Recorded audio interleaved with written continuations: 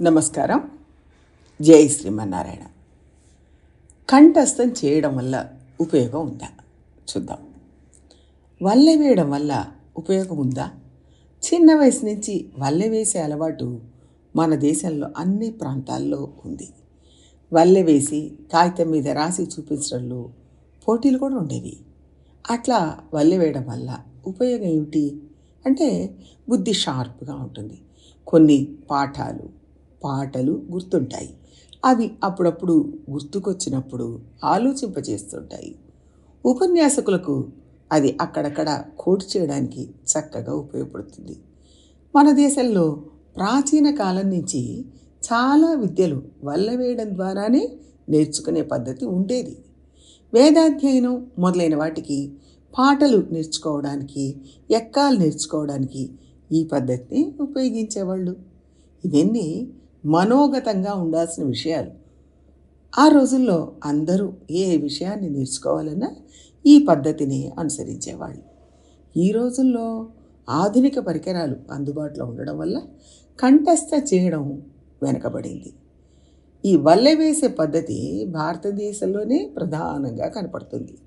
ఇతర దేశాల్లో విద్యాభ్యాసం సబ్జెక్టివ్గా ఉంటుంది. విషయాలు చదువుకుంటే చాలు, మళ్ళీ కంఠస్థం చేయాల్సిన అవసరం లేదు. కానీ భారతదేశంలోని ఈ పద్ధతి చాలా గొప్పది అని కూడా అందరూ ఒప్పుకుంటారు. కంఠస్థ చేయడం వలన నేర్చుకున్న విషయం మనోగతంగా ఉంటుంది. మనోగతంతో పాటు మనోపాఠవం అని ఇంకొక విషయం గురించి కూడా మనం తెలుసుకోవాలి.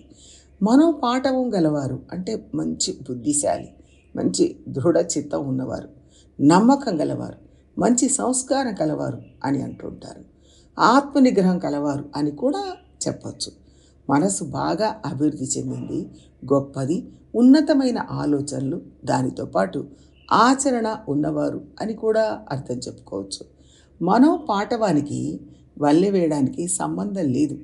కొంతమంది బాగా కంఠస్థం చేసి నేర్చుకొని పోటీల్లో పాల్గొని బహుమతి కూడా తెచ్చుకొని ఉండొచ్చు. కానీ చెప్పింది అంతా ఆచరిస్తున్నారా అంటే ఏమో చెప్పలేం. ఆచరించడానికి మనోపాఠవం కావాలి. పాఠవం అంటే మనసు పక్వమై ఉండాలి. మొత్తం చదివి అప్పగించగలరు, కానీ ఆచరణకు వస్తే ఏమీ కనపడదు.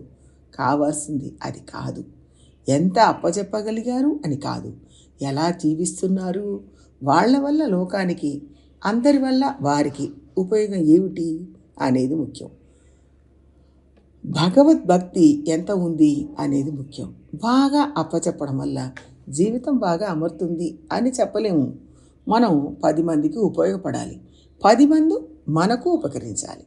భగవంతుడి మీద భక్తి ఉండాలి, ముక్తి పొందాలి. దానికి మనసు పక్వం కావాలి. కొంతమంది నాకు కంఠస్థం చేయడం బాగా వచ్చు, ఏ విషయాన్నైనా ధారణ చేయగలను అన్న అహంకారంతో కూడా ఉండొచ్చు. దానితో మనసు పక్వపడదు. అది ఇంకా ప్రమాదకరమైనది. బాగా నేర్చుకోవాలి, బాగా అర్థం చేసుకోవాలి. అర్థం చేసుకున్నాక దాంట్లో ఏం చెప్పారో దానికి తగ్గట్టుగా నడుచుకోవాలి. అలా నడుచుకోలేనప్పుడు ఆ నేర్చుకున్నది ఉపయోగపడదు. అలా నడుచుకోవడాన్ని అనుష్ఠానం అంటారు. ముందు జ్ఞానం పొందాలి. అది అర్థజ్ఞానం, శబ్దజ్ఞానం అని 2 రకాలు. శబ్దాల వరకు నేర్చుకోవడం శబ్దజ్ఞానం, శబ్దం యొక్క అర్థం నేర్చుకోవడం అర్థజ్ఞానం. కంఠస్థ చేయడం శబ్దజ్ఞానంతో ఆగిపోతుంది, కానీ అర్థం దాకా పోదు. కానీ అర్థం కూడా నేర్చుకోవాలి. అందరూ దాన్ని ఆచరణ దాకా తీసుకుపోరు, కానీ ఆచరణ దాకా తీసుకురావడమే ప్రధానం. ఎంత తెలిసి ఉన్నా దానికి తగ్గ అనుష్ఠానం లేకపోతే కేవలం కంఠస్థం చేయడం వల్ల ఉపయోగం ఉండదు. మన ఆచార్యులందరూ రాసేటప్పుడు కేవలం కంఠస్థం చేస్తే చాలు అని చెప్పలేదు. దానివల్ల ఉపయోగం లేదు. అది ఆచరణ పర్యంతం కొనసాగాలి. నేర్చుకోవడమే జీవితం కాదు. అది కేవలం ఇతరుల ముందు ప్రదర్శనకు పనికొస్తుంది. నేనే గొప్పవాణ్ణి అనే అహంకారాన్ని పెంచుతుంది. అది సరైన స్థానాన్ని ఇవ్వదు, సరైన స్థానానికి మనల్ని తీసుకువెళ్ళదు. మంచి గతికి అది మార్గం చూపించదు. మనం ఏది నేర్చుకున్నా, ఎంత నేర్చుకున్నా అది కేవలం కంఠస్థం చేయడం, ప్రదర్శన చేయడంతో ఆపకుండా అర్థాన్ని ఖచ్చితంగా నేర్చుకోవాలి. అలా నేర్చుకోవడం కూడా చాలదు, దాని ప్రకారం ఆచరించాలి. మన అనుష్ఠానం అలా ఉండాలి. దాన్నే అనుష్ఠాన పర్యంతం అంటారు. కాబట్టి కంఠస్థం చేయడం వలన మనం ఇతరులకు ఉపయోగపడుతున్నామా లేదా, ఇతరులు మనకు ఉపయోగపడుతున్నారా లేదా, మన వల్ల మంచి జరుగుతుందా అనేదే ప్రధానం. అది లేనప్పుడు కేవలం విషయాలను కంఠస్థ చేయడం వల్ల ఉపయోగం ఉండదు. ఈ విషయాన్ని మనం బాగా అర్థం చేసుకొని గుర్తుంచుకోవాలి, ఆచరించాలి. జై శ్రీమన్నారాయణ.